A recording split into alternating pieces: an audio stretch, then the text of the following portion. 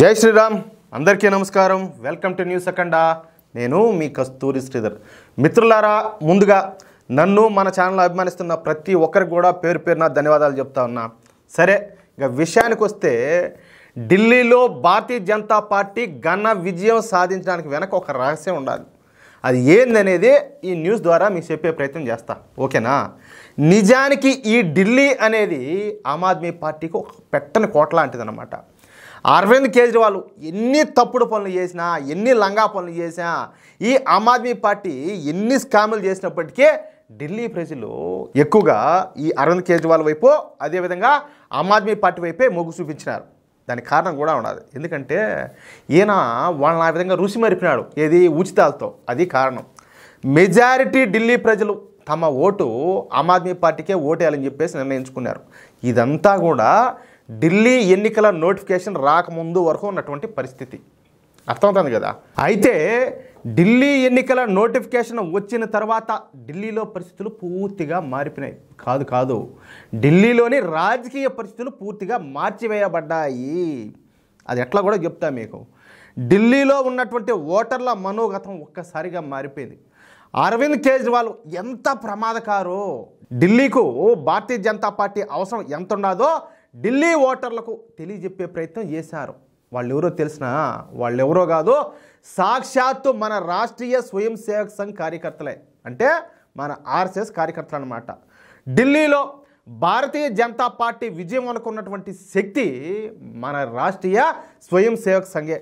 ఎందుకంటే అరవింద్ కేజ్రీవాల్ ఢిల్లీ ముఖ్యమంత్రిగా ప్రమాణ స్వీకారం చేసినప్పటి నుంచి, అంటే గత 11 సంవత్సరాల నుంచి ఢిల్లీలో అనేక ఫేక్ ఉద్యమాలు జరిగినాయి. ఆర్టికల్ 370ను రద్దు చేసినందుకు కేంద్ర ప్రభుత్వానికి వ్యతిరేకంగా ఢిల్లీలో ఫేక్ ఉద్యమం జరిగింది. చూడండి ఎంత డేంజరస్ ఫెలోనో వీడు ఒకసారి ఆలోచించండి.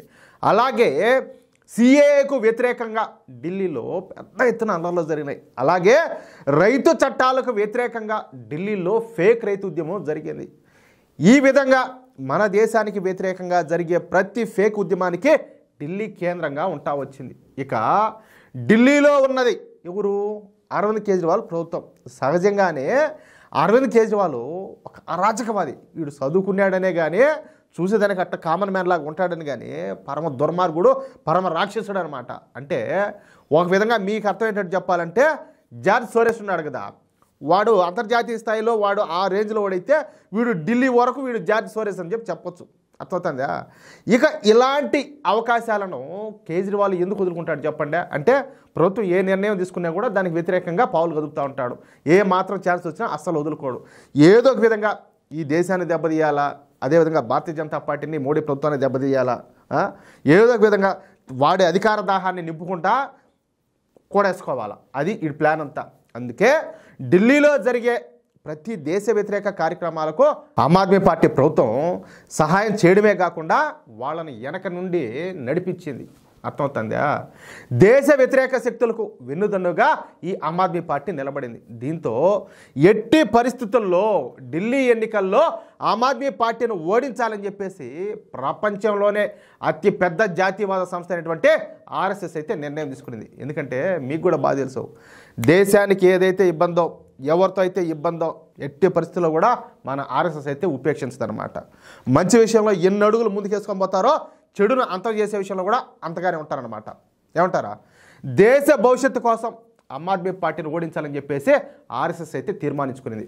ఇకపోతే ఈ ఢిల్లీ ఎన్నికల్లో ఆర్ఎస్ఎస్ రంగంలోకి దిగింది కదా.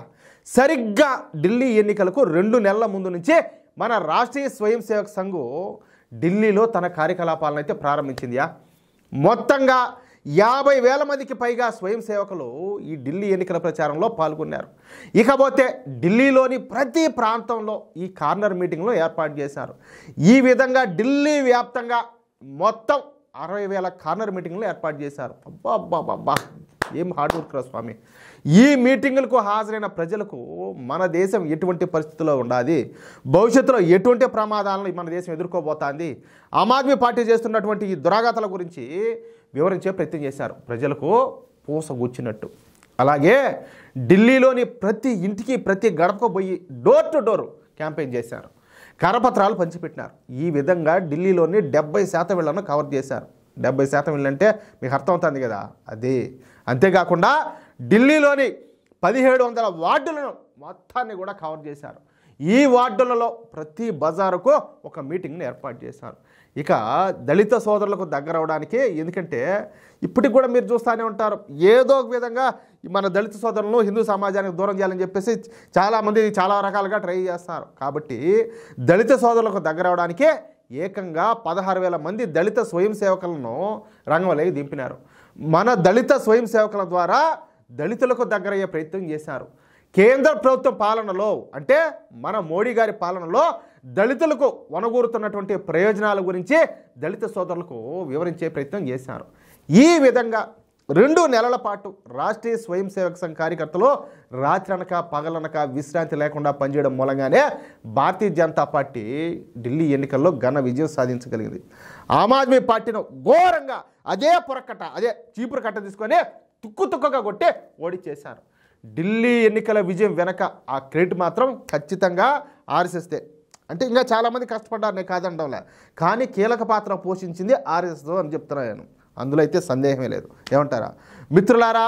ఈ న్యూస్ కనుక మీకు నచ్చినట్టయితే, అదేవిధంగా నేను చెప్పిన మాటలతో మీరు ఏకీభవిస్తే తప్పనిసరిగా ఈ న్యూస్ నలుగురికి షేర్ చేయండి.